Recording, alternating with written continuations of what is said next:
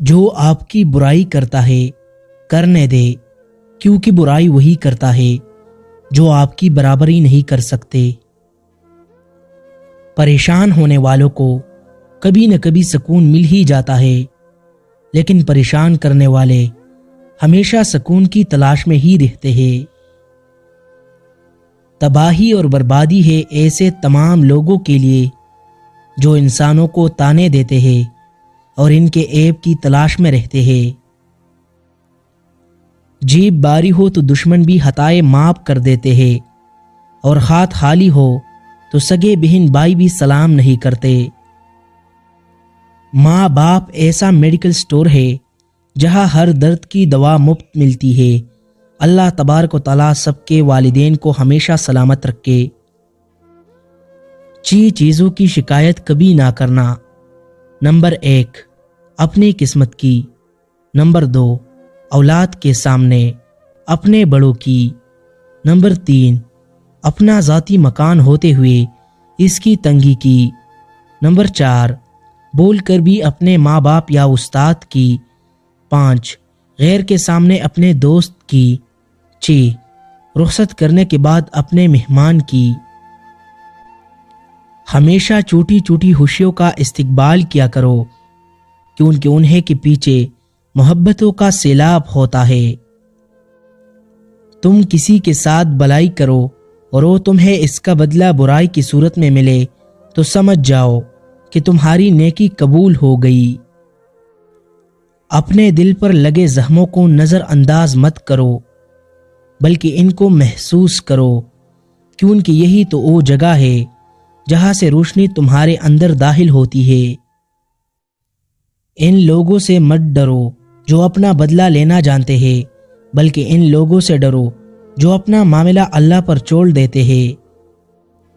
تنہا انسان کو کبھی ہی نہ سمجھو کہ انسان تنہا ہے، بلکہ جو انسان تنہا ہوا کرتا ہے اس کے ساتھ ایک اللہ تعالی ہوا کرتا ہے۔ 3 طریقوں سے پریشانی خوشی میں بدل جاتی ہے۔ نمبر 1، خاموش رہنا۔ خاموش رہنے سے پریشانی کم ہو جاتی ہے۔ صبر کرنا، صبر کرنے سے ختم ہو جاتی ہے۔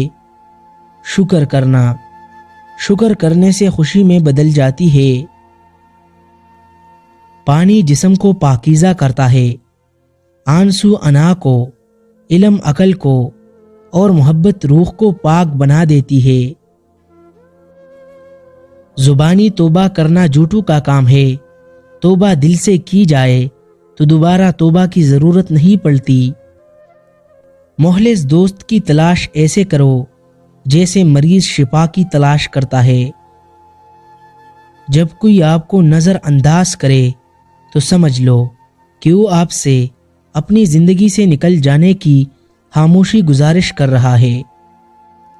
آنسو آنکھ سے نکل کر گال پر بہہ جائے تو مطلب آپ کو تکلیف ہوئی ہے، لیکن آنسو آنکھ سے ہوتے ہوئے حلق میں اٹک جائے تو یقیناً کہیں اندر کچھ ٹوٹا ہے۔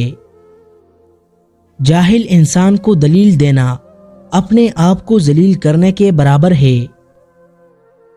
آپ کا خوش رہنا ہی آپ کا برا چاہنے والوں کے لیے سب سے بڑی سزا ہے۔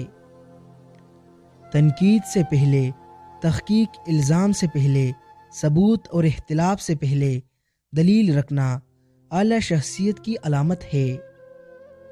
ہر کامیاب شخص کے پیچھے اس کی ماں کی دعا ہوتی ہے۔